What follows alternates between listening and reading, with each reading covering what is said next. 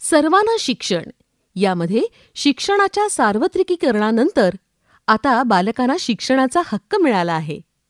तो काय आहे हे पाहूया शिक्षण आमचा हक्क आहे या गीतातून.